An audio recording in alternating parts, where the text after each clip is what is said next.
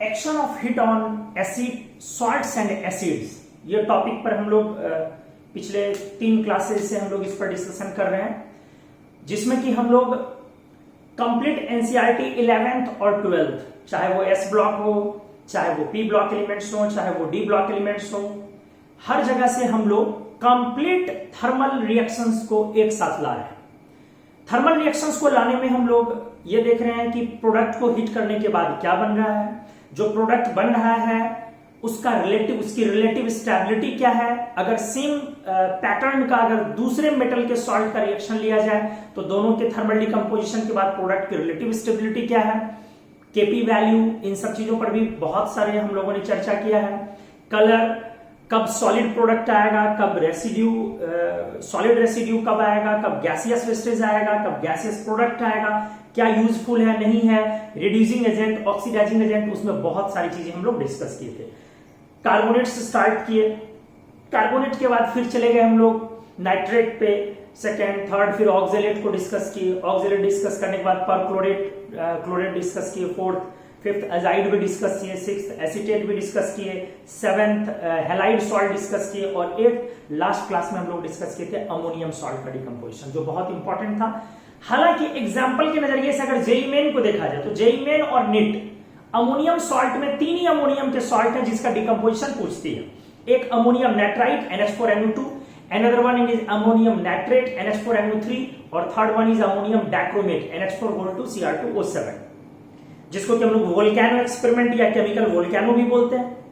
लेकिन अगर आप जेईई एडवांस्ड के नजरिए से देखें, आप अपने सिलेबस के नजरिए से देखें, तो और भी डिकम्पोजिशन है जो आपके सिलेबस में अमोनियम के पढ़ने, तो हम लोगों ने उसको बहुत अच्छे तरीके से किया है कि कब डाइनाइट्रोजन बनता है, कब अमोनिया रिलीज होता है, और कभी कभी ऐसा होता है कि वो डाइनाइट्रोजन और अमोनिया के अलावे कुछ और भी चीजें बनती है, जैसे N2O। तो एक सिंगल ही एग्जांपल ऐसा लिया, आप गौर किए होंगे लास्ट क्लास वाले क्लास में, एक सिंगल ही एग्जांपल लिया गया था NH4NO3, जिसमें ना तो N2 बना ना अमोनिया बना N2O, कुछ नया प्रोडक्ट। कोई और ऐसा एग्जांपल हम लोगों ने नहीं लिया, लेकिन इसका यह मतलब नहीं कि नहीं है। हाइड्राजीनियम नाइट्राइट को अगर आप लेंगे तो हाइड्राजोइक एसिड बनता है, लेकिन हम लोगों के सिलेबस में नहीं है, इसलिए हम लोगों ने उसको डिस्कस नहीं किया। हाइड्राजीनियम नाइट्राइट N2H5NO2, अगर उसको आप हीट करेंगे तो वहां भी एवरेज रूल लगाएंगे ऑक्सीडेशन स्टेट का, तो फिर वहां पे आ जाएगा हाइड्राजोइक एसिड N3H। बस ऐसे ही इसको लिख दें N2H5NO2। सिलेबस में नहीं है, बस जानकारी के लिए हम एक लाइन में बस ऐसे आपको समझा दे रहे हैं। यहां पर आपका कैटायन एनायन में N2H5+ है कैटायन, हाइड्राजीनियम, थोड़ा इंटरेस्टिंग है, और दिस इज NO2- नाइट्राइट। तो जैसे आप अमोनियम बोलते हैं NH4+, तो वैसे ही यहां पर 2 नाइट्रोजन के चेन के साथ N2H5+ है, this is called hydrazinium. Hydrazine N2H4 होता है हाइड्राजीन, हाइड्राजीन में H+ ऐड हुआ तो हाइड्राजीनियम। अमोनिया इज NH3, तो NH3 में आपने H+ ऐड किया तो अमोनियम। N2H4 इज हाइड्राजीन, ये तो आप समझ ही सकते हैं, दिस इज हाइड्राजीन। तो हाइड्राजीन में हम लोगों ने ऐड किया H+, तो क्या हो गया हाइड्राजीनियम। यहां पर नाइट्रोजन है, ठीक से देखिए, 2x + 5 = +1, 2x + 5 = +1, 2x = -4, x = -2, और यहां पर नाइट्रोजन है -3। जब दोनों तरफ नाइट्रोजन हो तो एवरेज रूल लेते हो जी, बताओ यस और नो।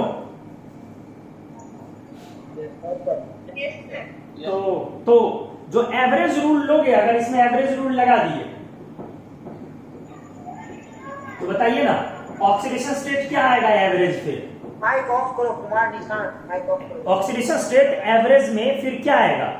ध्यान रहे, एक का ऑक्सीडेशन स्टेट यहां पर आया है -2, एक का -3, सॉरी +3, सॉरी +3 और -2, तो एवरेज क्या आएगा?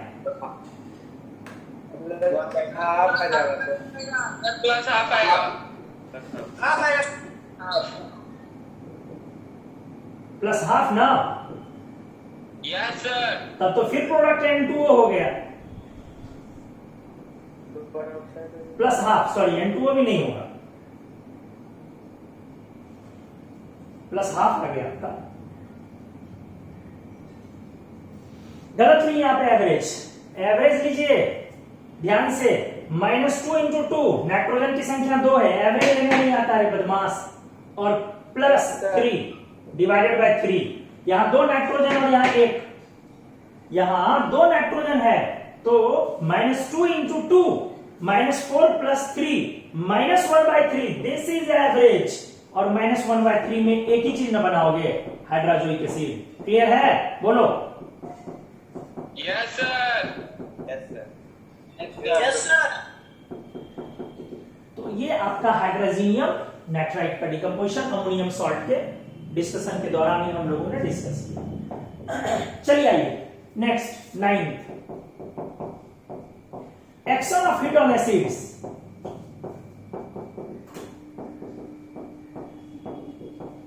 Action of heat on acids. हालांकि हम लोग जो थर्मल डिकम्पोजिशन अभी कुछ क्लासेस से देख रहे हैं वो हम लोग सॉल्ट्स के डिकम्पोजिशन को देख रहे हैं, लेकिन अभी यहां एसिड्स उठाया गया है। तो चलिए ठीक है, एक साथ लगे हाथ एसिड्स का भी डिकम्पोजिशन कर ही लिया जाए। आइए ठीक से, बहुत सारे एसिड्स तो नहीं आपके एनसीईआरटी में, हाँ 7-8 एसिड्स हैं जिनके थर्मल डिकम्पोजिशन पर चर्चा की गई है। Sulphurous acid, sulphuric acid, phosphorus के तीनों एसिड, कौन? फास्फोरस, फास्फोरिक और हाइपोफास्फोरस, तीनों एसिड फास्फोरस का। क्लोरीन में हाइपोक्लोरस एसिड का थर्मल डिकम्पोजिशन आप देखिएगा आपके एनसीईआरटी में दिया हुआ है। नाइट्रोजन में नाइट्रस एसिड, नाइट्रिक एसिड का डिकम्पोजिशन दिया हुआ है। बोरॉन में बोरिक एसिड का डिकम्पोजिशन दिया हुआ है। फास्फोरिक में आप एनसीईआरटी को गौर से देखिएगा, टेम्परेचर वेरिएशन के साथ डिकम्पोजिशन दिया हुआ है। ये सारी चीजें, ये एसिड्स का डिकम्पोजिशन कोई एक जगह नहीं मिलेगा। तो हम लोग स्ट्रक्चरल इनऑर्गेनिक में कर क्या रहे हैं? केमिकल बॉन्डिंग के साथ वैसे पार्ट जो ब्लॉक के मेजर पार्ट है उसको हम लोग इंक्लूड करके चलते हैं, उसको लेके चलते हैं, उसको साथ में डील करते हुए चलते हैं, ताकि उसको मेमोराइज करना, दिमाग में रखना ज्यादा मुश्किल ना हो। आइए आइए बेटा, सबसे पहले शुरू किया जाए नाइट्रोजन से स्टार्ट करते हैं, अच्छे से देखा जाए। HNO2, पहले HNO3 ले लीजिए, +5। बोलो जी, नाइट्रस है कि नाइट्रिक है? ये good, very good, this is nitric acid. आइए, तो नाइट्रेट सॉल्ट के डिकम्पोजिशन के दौरान इस एसिड का भी डिकम्पोजिशन हम लोग डिस्कस किए थे, याद कीजिए ना, क्या आएगा? H2O+, याद आ गया? NO2 पैरामैग्नेटिक, सही है? कितने अनपेयर्ड? कितने अनपेयर्ड, 1 या 2? 1, गुड। और कलर बताइए NO2 का? ब्राउन सर, ब्राउन कलर होता है। Very good, brown, good, brown, good.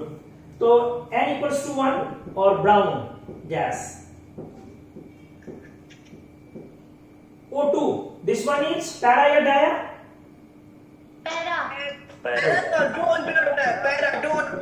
और कलर बताइए? Very good, colourless gas, very good, colourless gas. अच्छा ये बताइए ना, O2 का लिक्विड फॉर्म में कलर क्या होता है? इसी को ब्लॉक बोलते हैं, ऐसे ही ब्लॉक पढ़ा जाता है।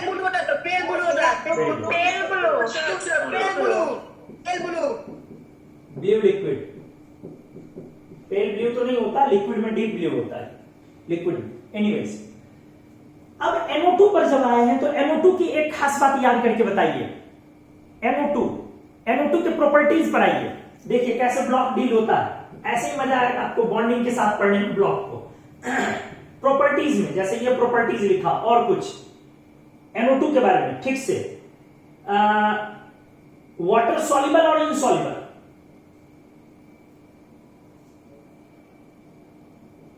बोलिए। होगा सर। Good, soluble. अभिनव हो क्लास में? Yes sir. अभिनव ये बताओ, वाटर सॉल्युबल है, ठीक है, वाटर में जाने के बाद ये क्या बनाएगा? सर NO2 ना? हाँ, अगर इसका हम हाइड्रोलिसिस करवाए, वाटर में गया तो क्या बनाएगा? Sir time N2O4। सोच के बताइएगा, हाइड्रोलिसिस करवा रहे हैं।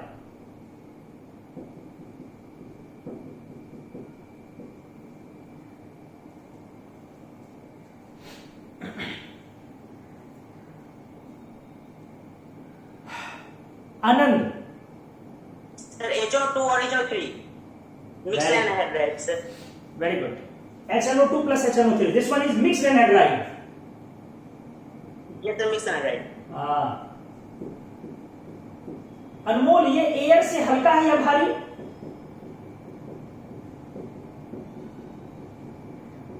सर हल्का सर।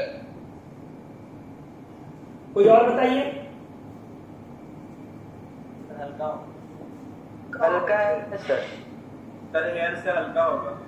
गुड। और दूसरा ये बताइए कि NO2 डायमेराइजेशन के बाद, सबसे पहले तो NO2 का डायमेराइजेशन कितने डिग्री पर हम लोग कंसीडर किए थे? Sir -11 22 degree Celsius 22 degree Celsius. तो बॉइलिंग पॉइंट था -11 पे N2। हाँ, -11, -11। N2O4। हाँ, देखो प्रिंस राज ने मैसेज भेजा privately, -11। Thank you Prince, very good. इसका मेल्टिंग पॉइंट -11 था। और बॉइलिंग पॉइंट कोई बोलो जल्दी। 22 22 22 22 सर 22 कितना? 22 सर। हाँ, तो जब आप NO2 का डायमेराइजेशन करते हैं तो क्या बनता है इस तरह से? N2O4 ना, N2O4 और टेम्परेचर -11 के नीचे ना। N2O4। हाँ, सॉरी -11 लिख दिए। टेम्परेचर इसका जो बॉइलिंग पॉइंट है उसके नीचे जाएगा, तब ये लिक्विफाई होगा। तो N2O4 बोलो क्या होगा? कलर लिक्विड की कलरलेस लिक्विड? कलरलेस सॉलिड होगा। Colourless liquid. सॉलिड नहीं, Solid. लिक्विड।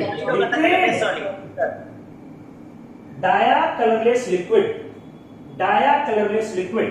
तो चलिए इस बहाने प्रॉपर्टीज को एक बार हम लोग समराइज किया। आपको बहुत बार हमने बोला है कि जो प्रॉपर्टीज ऑफ गैस का एक पेज करवाया था, जिसमें 12-13 गैस, 15 से ज्यादा गैसेज थे, सारे सब्सटेंसेस थे, उस प्रॉपर्टीज ऑफ गैस को अच्छे से बार बार देखिए, क्योंकि अगर वो आपके दिमाग में नहीं रहेगा तो कभी आप एयर में इनसॉल्युबल, वाटर में इनसॉल्युबल कर दीजिएगा, कभी कुछ उल्टी पुल्टी चीजें हो जाएंगी।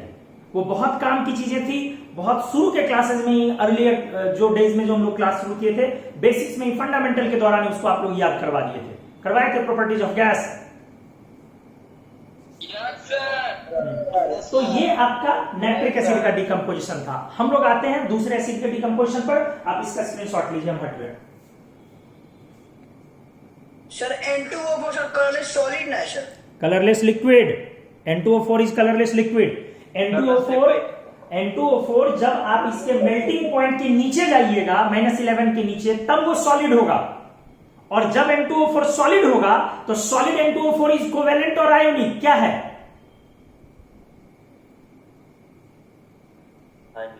आयोनिक। आयनिक। सुरभि बता तो बेटा, सुरभि, N2O4 जब आयोनिक होगा, सुरभि क्लास में हो मौजूद? Yes sir. जब वो N2O4 आयोनिक होगा सॉलिड फेज में, तो उसके आयंस क्या उसमें मौजूद होंगे? कंस्टिट्यूएंट्स बताना आपको।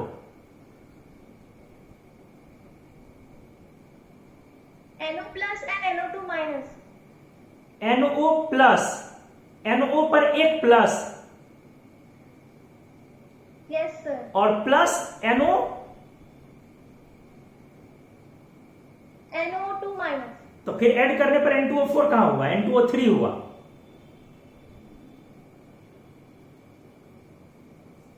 जो आप बोले हैं बेटा, ये N2O3 के सॉलिड फॉर्म का आयन है।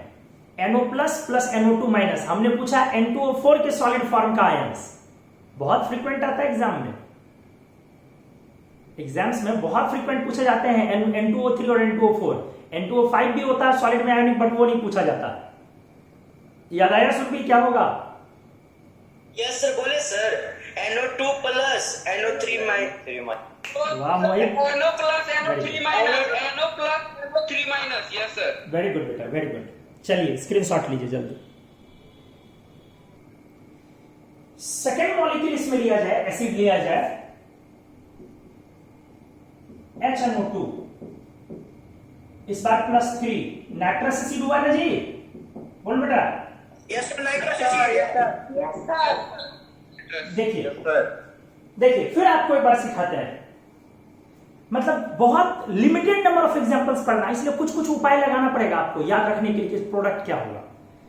एसिड में जब कभी भी इंटरमीडिएट ऑक्सीडेशन स्टेट का एसिड हो और उसको आप हीट कर रहे, इंटरमीडिएट बीच का, लिमिटेड नंबर ऑफ एग्जांपल्स के लिए बात बोल रहे जो आपके कोर्स में है पढ़ना, बीच का इंटरमीडिएट ऑक्सीडेशन स्टेट अगर हो, अगर आप उसको हिट करें तो एक प्रोडक्ट हाईएस्ट ऑक्सीडेशन स्टेट में बनेगा तय, उसका डिस्प्रोपोर्शनेशन होगा, एक हाईएस्ट में बनेगा तय है, एक नीचे देखना पड़ेगा आपको स्टेबल प्रोडक्ट क्या बनना चाहिए। फिर से दिखा रहे हैं इसको, देखिएगा ये नाइट्रोजन यहां +3 में है और +3 इंटरमीडिएट ऑक्सीडेशन स्टेट है, इंटरमीडिएट ऑक्सीडेशन स्टेट है क्योंकि ये 5 ग्रुप से बिलोंग करता है। तो हमने क्या बोला दोस्त कि पहले इसको ले चलोगे डिस्प्रोपोर्शनेशन में, अब डिस्प्रोपोर्शनेशन में ले जाओगे तो एक जाएगा हाईएस्ट में 5 में और एक उसके बाद रिडक्शन होगा। अब आपको ढूंढना है रिडक्शन क्या होगा। अब आप इस ट्रिक को इस्तेमाल किया कीजिए जब भी हम इंटरमीडिएट लाए, तो बोलो +3 जब +5 में जाएगा तो क्या प्रोडक्ट बनाएगा स्टेबल, जल्दी बताओ। HNO3 हाँ गुड, वेरी गुड। ये देखिए +5 में आ गया। अब एक घटेगा, 3 से घटेगा, NO गैस, नाइट्रस ऑक्साइड बोलते हैं आप इसको। NO हाँ NO, 3 से घट गया +2 में आया। नाइट्रस ऑक्साइड आपको याद है ना अच्छे से, ये भी पैरा है, एक अनपेयर्ड है और ये कलर्ड है कि कलरलेस है जी, बोलो। कलरलेस और क्या है, सॉलिड है कि लिक्विड है कि गैस है? Colourless. Yes sir. Good. Laughing gas. नहीं, फिर पिट जाओगे। लाफिंग गैस N2O, उससे कुछ मत बोला करो। आइए, एक तो बेचारा इनऑर्गेनिक ऐसे बदनाम है, ऊपर से किसी को तुम लोग लाफिंग गैस बना लेते हो। कोई भी किसी भी चीज का ऐसे बदल दोगे तो कैसे दिखती हो? टीयर गैस कुछ बोल दोगे, लाफिंग गैस कुछ भी बोल दोगे। हाँ, tear gas is chloropicrin CCl3NO2 और लाफिंग गैस इज N2। आइए अगला, जैसे नाइट्रोजन का आप 2 एसिड लिए, उसी तरीके से हम लोग इसका भी लेते हैं। अब चलिए किसका, दूसरे पे आते हैं, सल्फर ले लेते हैं H2SO4। तो H2SO4 सल्फ्यूरिक एसिड हाईएस्ट है। अब सल्फेट सॉल्ट से आप इसको लगा लीजिए, डील कर लीजिए सल्फेट सॉल्ट के डिकम्पोजिशन से। जैसे मेटल का सल्फेट जनरली टूट के metal oxide plus SO2 plus O2 देता था, metal sulphate generally high temperature पर डिकम्पोजिशन करके metal oxide plus SO2 plus O2 देता है जनरली। वैसे ही सल्फ्यूरिक हाइड्रोजन का सल्फेट है तो क्या दे देगा, H2O plus SO2 plus O2। Yes sir. Yes, sir. SO2 का कुछ प्रॉपर्टी बता सकते हैं, जैसे कलरलेस, स्मेल बताओ तो स्मेल है कि नहीं? हाँ Yes sir. Rotting smell. Rotting smell. Very good, very good. Pungent smell, रोटेनेट, सब पढ़ाया हुआ है और बार बार जिसको बोलते हैं वो रिवीजन करना है। हेवियर एंड एयर होता है। हाँ very good, heavier than air, Acidic होता है। वेरी गुड, एसिडिक, वाटर में सॉल्युबल भी होता है सर, वाटर में सॉल्युबल होता है सर, हाईली सॉल्युबल होता है। Acidic, Highly soluble. Very good, highly soluble. और solubility is due to, solubility is due to क्या बन जाएगा पानी में जाने के बाद, बताओ, हाइड्रोलिसिस के बाद?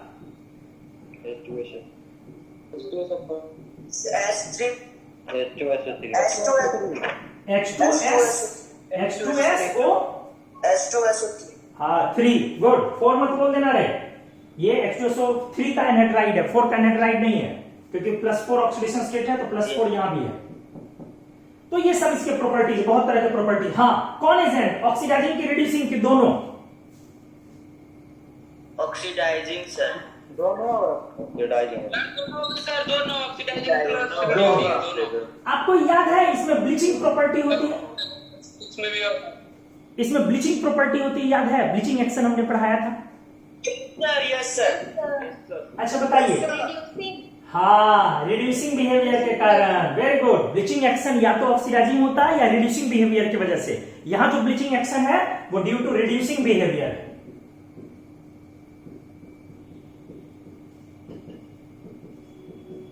इसलिए परमानेंट एक्शन था कि टेम्पररी ब्लीचिंग था?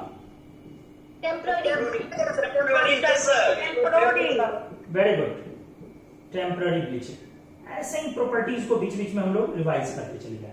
ये दोनों एजेंट है, अच्छा ऑक्सीडाइजिंग एजेंट भी है और अच्छा रिड्यूसिंग एजेंट भी है। आइए, तो H2SO4 का हम लोग डिकम्पोजिशन लिए। अब लेते हैं सल्फ्यूरस पे। H2SO3 सल्फर प्लस 4 में है, सल्फ्यूरस एसिड। क्या फिर से आप देख रहे हैं कि इंटरमीडिएट ऑक्सीडेशन स्टेट है? Yes sir. Yes, sir. तो बोलिए ना, किस में चले जाएगा? H2SO4. H2SO4 में जाएगा। H2SO4 में. वेरी गुड, ये लीजिए ऑक्सीडेशन हो गया। अब बारी है रिडक्शन की। 4 से सल्फर घटेगा, कोई बताओगे क्या बनेगा? S. Sulphur S। और कोई? H2S।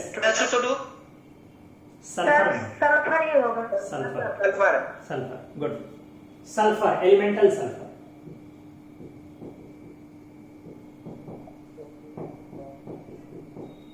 एलिमेंटल सल्फर, ये लीजिए, ये रिडक्शन, वो ऑक्सीडेशन, ये रिडक्शन। तो चलिए सल्फर के भी 2 एसिड्स लिए।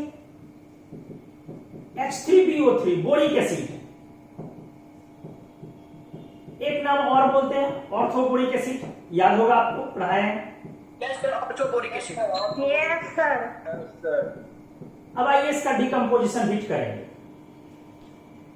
हालांकि इसको हिट कीजिए तो इसका स्ट्रांगली हिट करने पर फाइनल प्रोडक्ट तो एनहाइड्राइड आ जाएगा।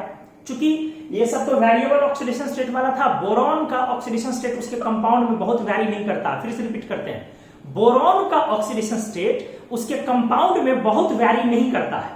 अगर वो मोर इलेक्ट्रोनेगेटिव के साथ है तो +3, लेस इलेक्ट्रोनेगेटिव के साथ है तो -3। फिर से रिपीट कर दें, अगर बोरॉन साथ में किसी मोर इलेक्ट्रोनेगेटिव एलिमेंट के साथ है तो +3, जैसे बोरिक में ऑक्सीजन लगा हुआ है, और अगर वो लेस इलेक्ट्रोनेगेटिव एलिमेंट के साथ है तो -3। उसके चारों तरफ अगर लेस कोई इलेक्ट्रोनेगेटिव एलिमेंट आ जाए तो वो -3 हो सकता। तो बोरॉन का प्लस और माइनस यही है, +3 या -3 यही है, शायद उसमें कुछ और नहीं। जैसे अब बात करें तो बोरिक को जब हम हिट करेंगे तो यहां पर डिस्प्रोपोर्शनेशन टाइप का कोई चीज नहीं होगा, क्योंकि इसका सिंगल वैलेंसी 3 ही यूज करते हैं। बोरॉन का एकमात्र सिंगल वैलेंसी 3 ही यूज होता है, इसीलिए यहां डिस्प्रोपोर्शनेशन तरह की चीजें नहीं हो पाएंगी। इसमें क्यों नहीं होंगे डिस्प्रोपोर्शनेशन टाइप की चीजें? क्योंकि इसका ऑक्सीडेशन स्टेट या वैलेंसी ज्यादा वेरिएबल रेंज में नहीं दिखता है। ऐसा नहीं है कि 3 के बाद 1 हो गया या -1 हो गया, इस तरह का नहीं दिखता बोरॉन। सिंपली +3 और कभी कभार -3। -3 वो भी रेयरली दिखता है, जनरली +3 ऑक्सीडेशन स्टेट में बोरॉन दिखता है। आगे अब यहां पर अगर हम अब समझने की कोशिश करें कि प्रोडक्ट में क्या होगा, तो क्या होगा बताइए?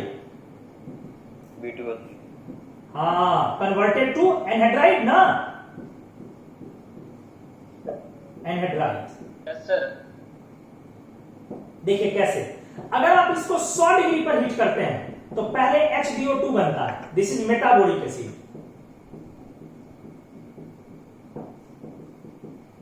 फिर जब आप 180 डिग्री सेंटीग्रेड पर हीट करते हैं तो टेट्राबोरिक बनता है, H2B4O7।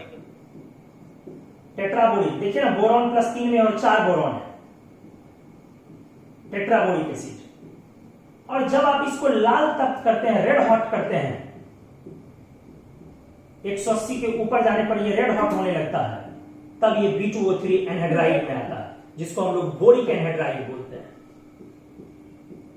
बहुत इंपॉर्टेंट है जी, काफी इंपॉर्टेंट है। तो क्या क्या बोला गया आपसे, देखिएगा अच्छे से। जब आप बोरिक एसिड को 100 डिग्री सेंटीग्रेड पर हिट कर रहे हैं, शुरू में पहला स्टेप, देखिए पहुंचना इसको अल्टीमेटली एनहाइड्राइड में है। अगर सीधे लिख दिया जाए, ये लीजिए स्ट्रांगली हीटेड, कि सीधे बोरिक को स्ट्रांगली हीटेड ऐसा लिख दिया जाए तो क्या बनेगा? तो सीधे आप B2O3 में लिख सकते हैं, लेकिन हम आपको स्टेप वाइज सिखा रहे हैं। इसको मिटा ही देते हैं बीच वाले को, कोई कंफ्यूजन या ज्यादा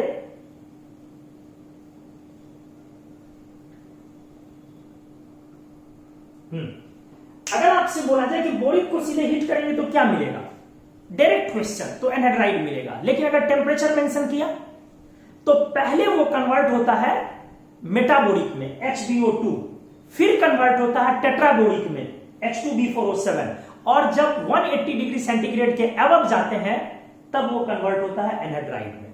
कोई कंफ्यूजन है किसी को पूछिए, किन्हीं को भी कोई भी डाउट हो तो प्लीज। बोरिक का पहला स्टेप है 100 डिग्री सेंटीग्रेड पर मेटाबोरिक, फिर अगला स्टेप है टेट्राबोरिक H2B4O7, फिर जाता है boric anhydride B2O3।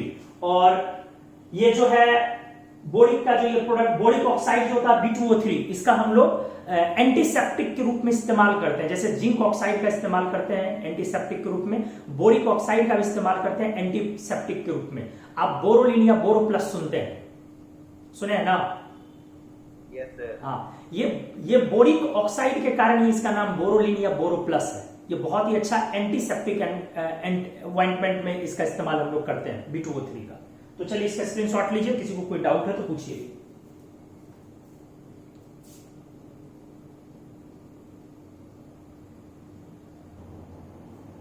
Next example देखिए हम लोग क्या ले रहे हैं। कार्बन सीरीज में क्यों है? कार्बोनिक एसिड, कार्बन अभी हाईएस्ट ऑक्सीडेशन स्टेट में है, तो कार्बोनिक में भी कार्बोनेट सॉल्ट जैसे डिस्कस किया गया था, कार्बोनेट सॉल्ट डिकम्पोज होकर के क्या आया था? Metal oxide plus CO2। तो H2CO3 उसी पैकेट पर हम लोग ने प्रोडक्ट बनाया था H2O प्लस CO2। तो यहां तो सिंपल है H2O प्लस CO2, सिंपल है ना जी? लेकिन बेटा अगर इंटरमीडिएट ऑक्सीडेशन स्टेट ले ले H2C2O4 plus 3, this is called, क्या बोलते हैं इसको, बोलो? Oxalic acid. अब बोलिए, ऑक्जेलेट सॉल्ट का भी डिकम्पोजिशन आपको पढ़ाया है, क्या यहाँ डिस्प्रोपोर्शनेशन होगा कि नहीं इंटरमीडिएट में? बोलो। होगा। क्या प्रोडक्ट बनेगा? H2O plus CO plus CO2। Undergo disproportionation, very good. H2O, अब एक बोला हमने हाईएस्ट CO2, और एक नीचे जाइए स्टेबल प्रोडक्ट पे, तो 3 से नीचे गए CO गैस। CO एसिडिक है कि बेसिक है, बोलो तो?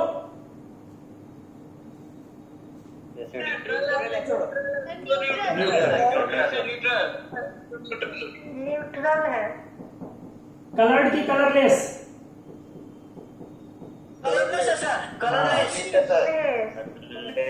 लेकिन जब CO गैस जलता है तो किस फ्लेम से? कोई बता सकते हो? पढ़ाया होगा। हाँ, वेरी गुड, एक्सेलेंट, बहुत बढ़िया, very good. Burns with blue flame. हमेशा क्लास में जवाब देते रहिए ब्लू फ्लेम के साथ। अगर इसको जलाएंगे आप तो जलेगा ये ब्लू फ्लेम के साथ। एनीवेज, तो H2C2O4 डिकम्पोजिशन बाद H2O प्लस CO2। तो एक और एलिमेंट का कार्बन का भी निकल गया, नाइट्रोजन निकल गया, सल्फर निकल गया, बोरॉन निकल गया। आते हैं इंपॉर्टेंट फास्फोरस पर। फास्फोरस और क्लोरीन बचता, फास्फोरस ज्यादा इंपॉर्टेंट है। आ जाइए एक बार फिर से, H3PO4 प्लस 5 में फास्फोरिक एसिड, देखिएगा अच्छे से, ठीक से देखिए।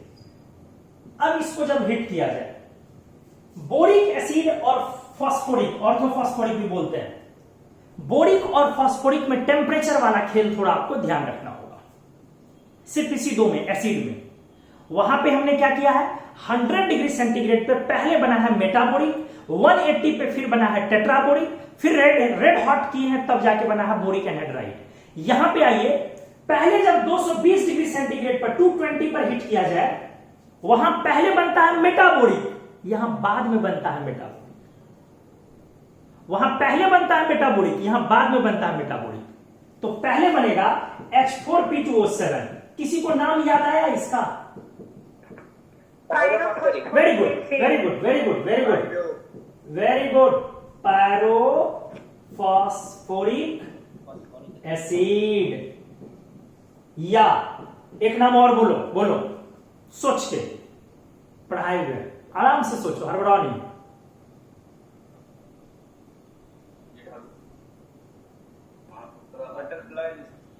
Phosphoric acid, sir. Diphosphoric. Diphosphoric acid, sir.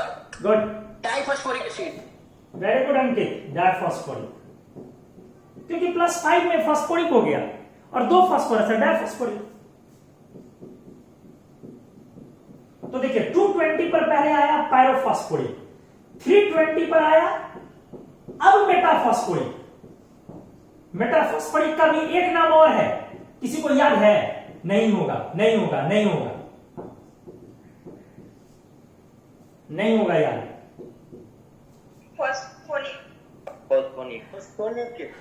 कुछ से कुछ मत कर, पिट जाएगा पिट जाएगा यहां से, समझे ना? बोतल है, नहीं तो बोतल फेंक के मार, पर बोतल बैल कहीं के फॉस्फेनिक किया जा रहा है। फॉस्फेनिक और फॉस्फोनिक H3PO3 और H3PO2 के लिए करवाए थे। H3PO2 इज फॉस्फेनिक और H3PO3 इज फॉस्फोनिक। क्या? Phosphoric acid, sir. Phosphoric acid. Phosphoric H3PO4 को बोलते हैं, ऑर्थोफॉस्फोरिक या फॉस्फोरिक। हम पूछे HPO3 का एक नाम और करवाए हैं। फॉस्फाइड। इतना आसान थोड़ी ना है, हाँ? लेकिन रैंक लाना है तो इन्हीं चीजों को आसान करना पड़ता है, फिर बोलना अलाउड नहीं है। बोलिए कोई। Metaphosphoric acid. मेटाफॉस्फोरिक तो बेटा लिख ही दिए हैं, एक नाम और बोलना है। Monophosphoric. मोनोफॉस्फोरिक, चलिए हम बोलते hydrogen phosphonate sir.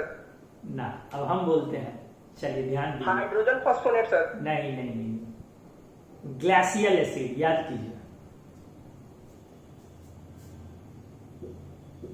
Glacial acid. आप देखिएगा नोट्स पलट के, जहां एसिड का स्ट्रक्चर करवाया वहां ग्लेशियल एसिड इसको पढ़ाया। ग्लेशियल या ग्लेशियल फॉस्फोरिक, दो नाम है इसका।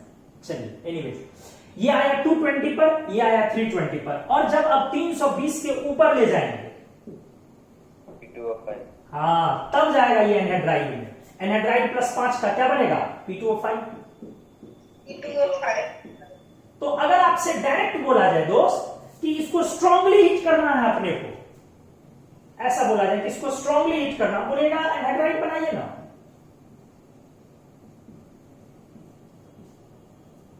P2O5 सॉलिड होता है कि लिक्विड की गैस?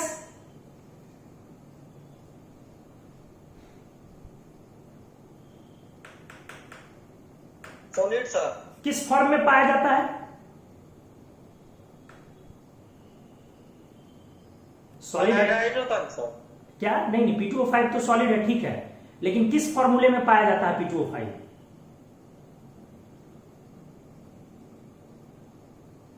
P4O10. हाँ, वेरी गुड। सॉलिड है, exist in form of P4O10। और P4O10 का स्ट्रक्चर कैसा स्ट्रक्चर होता है, जल्दी बताओ।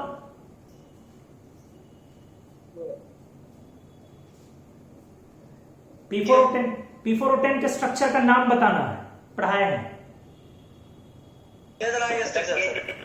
Very good. Cage like structure, open cage नहीं। ओपन केज स्ट्रक्चर किसका होता है, अब ये भी बता दो। Water का. वाटर का। Very good. वाटर में जो है H बॉन्ड होता है, उसकी वजह से ओपन केज। तो ये आपका फॉस्फोरिक का। अब आइए next, H3PO3, this is not phosphorous acid. ये है आपका फॉस्फोरस एसिड, और यही है आपका फॉस्फोनिक की फिनिक। फोनिक की फिनिक, जल्दी। Conic, sir, conic. Phosphonic very good. आइए, फास्फोरस प्लस 3 में है, क्या डिस्प्रोपोर्शनेशन होगा या नहीं? होगा। तो बोलो ना, +5 में एक प्रोडक्ट क्या बनाओगे? 3PO4. 3PO4 अब वहां से घटना है, एक प्रोडक्ट आया PH3 फॉस्फीन, नहीं PH3 फॉस्फीन। अच्छा, फॉस्फीन के बारे में कुछ बता सकते हो? सबसे पहले कलर्ड की कलरलेस गैस बोलो। कलरलेस होगा सर। Very good. अच्छा बेटा बताइए तो जल्दी से, इसमें स्मेल था या नहीं? कैसा? इसमें होगा सर। Rotting fish smell. हाँ, फिशी स्मेल या गार्लिक भी बोलते हैं।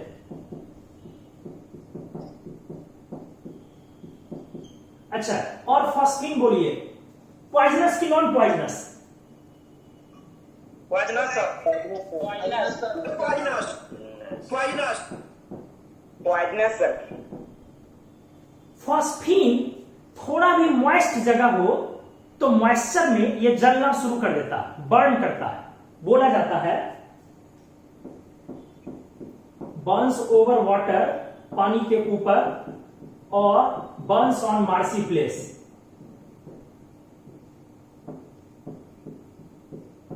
पूछा जाता है कि किसकी वजह से जलता है ये बर्निंग। ये बड़ा अच्छा चीज है, burning of phosphine is due to, ये बहुत अच्छी चीज है, presence of P2H4 hydrogen and P4 as impurities. आपकी एनसीईआरटी में P4 लिखा हुआ है। हम आपको बता दें, फॉस्फीन का जलना तीनों की वजह से होता है। ये चीजें गंदगी के रूप में इंप्यूरिटीज में पाई जाती हैं, P2H4, हाइड्रोजन और फास्फोरस, व्हाइट फास्फोरस। तो इसके वजह से फॉस्फीन किसी भी गीले जगह पर या पानी के ऊपर थोड़ा सा जलता है। फॉस्फीन एक पॉइजनस गैस है, कलरलेस स्मेल है, अच्छा रिड्यूसिंग एजेंट है क्योंकि हाइड्रोजन लगा हुआ होगा ना जी। Yes, sir. तो ये आपका फास्फोरस एसिड का हीटिंग था। अगर आप दोस्त H3PO2 ले लेंगे, now this is called hypophosphorous. Yes, sir. Hypophosphorus. अब एक नाम और है इसका, क्या?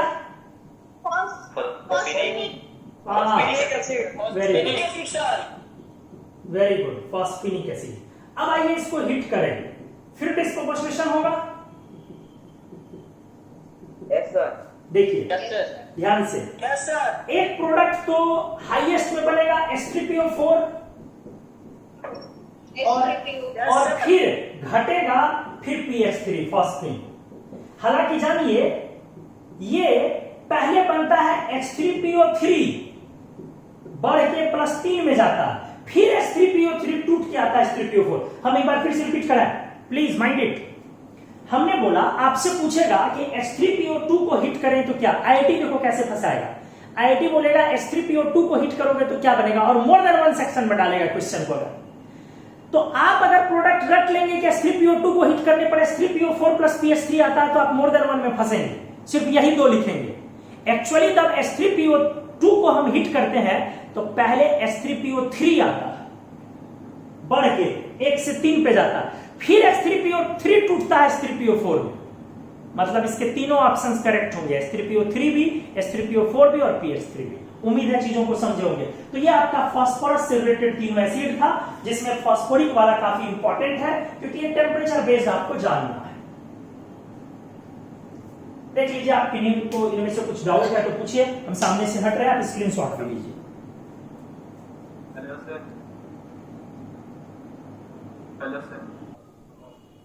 नेक्स्ट एग्जांपल में लिया जाए HOCl, intermediate, this is hypochlorous acid. बताइए डिस्प्रोपोर्शनेशन होगा या नहीं? होगा सर। आइए ध्यान से देखिएगा, जब ये डिस्प्रोपोर्शन होगा तो आप एक प्रोडक्ट उम्मीद लगा के बैठे हैं HClO4 प्लस 7, क्या हम सही हैं? Yes sir. आप जानिए HClO4 नहीं बन पाता है इस बार, HClO3 प्लस HCl बनता है और HCl प्लस 5 में है और दिस इज क्लोरिक एसिड, क्योंकि HClO4 इटसेल्फ ये अगर बने तो ये खुद itself decomposes easily on heating. कुछ समझ में आया क्या बोले? Yes sir. Yes, sir. HClO4 अगर आप ले लिए तो HClO4 वो खुद ये डिकम्पोजिशन हो जाएगा, ये ClO2 में टूट जाता है, ClO2 में ये टूट जाता है, ClO2 प्लस O2 में टूटता है और फिर ClO2 में टूटता है Cl2 प्लस O2 में। तो एनीवेज ये हमारा मुद्दा नहीं है, हमारा मुद्दा है सिर्फ यहीं तक कि HOCl को हीट करेंगे तो क्या आएगा, तो HClO3 प्लस HCl। आप सारे में देखें इससे पहले जितने एग्जांपल थे कि जब भी इंटरमीडिएट ऑक्सीडेशन स्टेट वाला एसिड लिया जाए तो उसका जो थर्मल डिकम्पोजिशन प्रोडक्ट आएगा, एक आता है हाईएस्ट और एक आता है उसका रिडक्शन वाला प्रोडक्ट। रिडक्शन का मतलब लोएस्ट नहीं होता लेकिन रिडक्शन होगा, लेकिन HOCl जब डिकम्पोज करेंगे तो HClO4 नहीं आता है, HClO3 प्लस HCl आता है। तो इस तरीके से आपका ये टॉपिक था एसिड का डिकम्पोजिशन। 9 नंबर में हम लोग 9 नंबर उठाए थे, 9वां था ये। 10वां हम लोग लेते हैं अब acid, action of heat on acids के बाद ऑक्साइड्स, पेरोक्साइड्स, सुपर ऑक्साइड्स।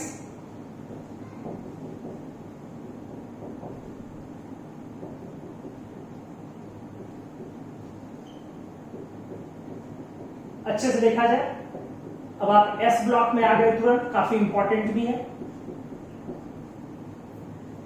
सबसे पहले ऑक्साइड, पेरोक्साइड, सुपर ऑक्साइड को समझ लिया जाए। ऑक्साइड बोलते हैं हम लोग O पर 2- को, पेरोक्साइड बोलते हैं हम लोग O2 पर 2- को, और सुपर ऑक्साइड बोलते हैं हम लोग O2 पर 1-। O2 पर 1-। गुड। अगर ऑक्सीडेशन स्टेट की बात की जाए तो ऑक्साइड में -1 है, सॉरी -2 है, पेरोक्साइड में -1 है और सुपर ऑक्साइड में बताइए जी कितना है? हाँ। बात की जाए तो ये डाया है, बात की जाए तो ये पैरा है एक अनपेयर्ड से, और बात किया जाए तो ये फिर से डाया है। ठीक है, पेरोक्साइड पैरा है क्योंकि आपको याद है O2 में 2 इलेक्ट्रॉन जोड़ना हो, O2 में लास्ट में होता है पाई स्टार 2px 2py, याद है करवाए थे शुरू में? Yes sir, yes sir. Yes, sir. 1-1।